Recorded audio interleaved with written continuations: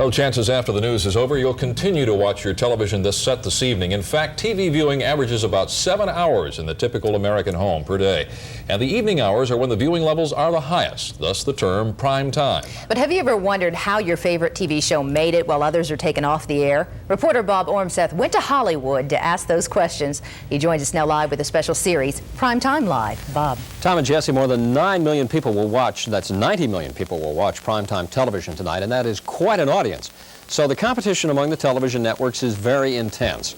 At the moment, NBC has the most viewers, so that is where we will focus our attention. Speak. Marker. And action! Oh, we expected you guys to come over later. You're here early. Each week, more than 38 million people tune into The Cosby Show. That translates to an average rating of 24.7, which means the show was seen on about 1 in 4 TV sets in the U.S. Hey, that's funny. Ratings are the lifeblood of a network. One rating point can mean as much as $100 million a year in advertising revenue. So programmers are always looking for the next big hit. The Cosby Show is an example of NBC, together with the producers and creators of that show, sensing that the audience was ready for more of a slice-of-life kind of programming, and the tone of the show was something very fresh and new. Simon oversees all primetime programs on NBC. When deciding which shows a network will choose, he looks at the concept, who will star in it, and who will produce it.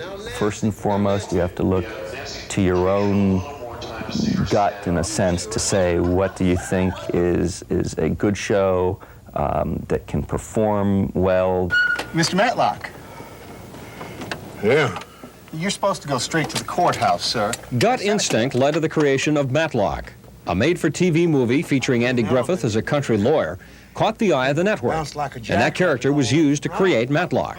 Because this is a mystery show, the ideas that it takes to propel this show forward every year are hard to come by. And so we use a lot of freelance writers. But never have two equal antagonists. Pick just one.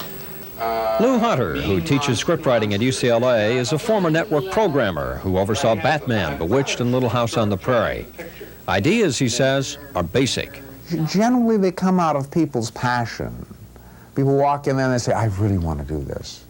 And their passion, for great many times, comes from life experience.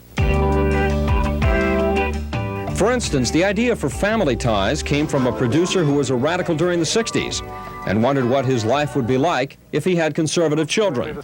The show was a star in the NBC lineup for 7 years.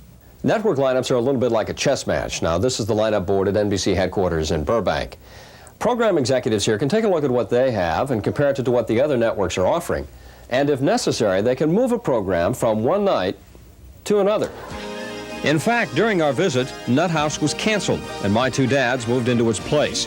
One comedy replaced another, and there are other shows waiting in the wings. You'll make a decision, you'll think one of those shows will be very compatible with another show that's aligned to it, and that people will naturally want to watch this and then flow right into the next and to the next, so that your whole evening will have an audience flow.